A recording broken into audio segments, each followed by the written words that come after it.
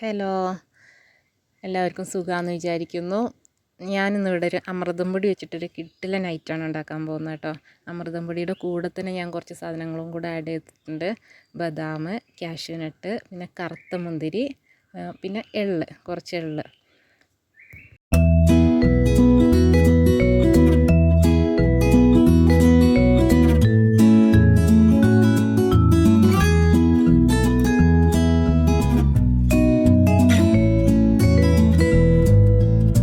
പിന്നെ അതേ നമ്മുടെ അമൃതം പൊടി, അവൽ, പിന്നെ ഒരുണ്ട ശർക്കര. ഇത് മറയൂർ ശർക്കരയാണ്. മറയൂർ ശർക്കരയുടെ ഒരു കുറച്ചെടുത്താൽ മതി, ഒത്തിരി വേണ്ട. അമൃതം പൊടിക്ക് ഓൾറെഡി നല്ല മധുരം ഉണ്ടാവും, അപ്പോൾ അതും എടുത്തിട്ടുണ്ട്.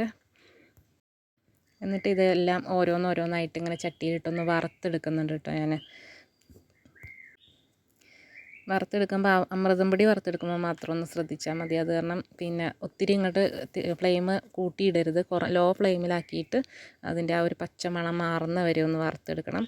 എന്നിട്ട് ഇത് ഓരോന്നോരോന്നായിട്ട് മിക്സിയിലിട്ടിട്ടൊന്ന് ഒത്തിരി അങ്ങോട്ട് ഫൈനാക്കി അടിക്കുകയൊന്നും വേണ്ട, പയ്യെ ഒന്ന് അടിച്ചെടുക്കണം കേട്ടോ. എന്നിട്ട് അടിച്ചെടുത്ത ഓരോ സാധനങ്ങളും ഞാനൊരു ചരുവത്തിലേക്ക് മാറ്റിയിട്ടുണ്ട്.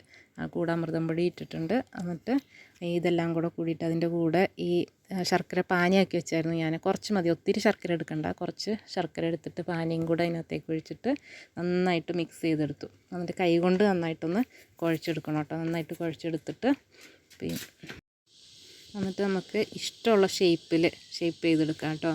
ഞാനൊരു ഹാർട്ടിൻ്റെ ഷേപ്പിലാണ് ഞാൻ കൂടുതലിവിടെ ചെയ്തേക്കണേ. ഉണ്ട ആയിട്ട് ചെയ്യുമ്പോൾ അതിനേക്കാൾ കൂടുതൽ ഇഷ്ടം പിള്ളേർക്ക് ഇങ്ങനെ ഓരോ മോഡൽ വെറൈറ്റി ചെയ്യുന്നതായിരിക്കും. അപ്പോൾ എൻ്റെ മോനോട് ഹാർട്ടിൻ്റെ ഷേപ്പ് ഭയങ്കര ഇഷ്ടമാണ്. അവന് ലവ് ആണ് ഉമ്മി എന്നൊക്കെ പറഞ്ഞിട്ട് അങ്ങനെ അത് മാത്രം എടുത്ത് കഴിക്കാറുണ്ട്. അപ്പോൾ ഇതേ നോക്കിക്ക് നല്ല ഷേപ്പിൽ വന്നിട്ടുണ്ട്. ഹാർട്ടിൻ്റെ ഷേപ്പൊക്കെയാണ്. അപ്പോൾ നിങ്ങൾ ഓരോരുത്തരും ഒന്ന് ട്രൈ ചെയ്ത് നോക്കിയിട്ട് അഭിപ്രായം പറയണം കേട്ടോ.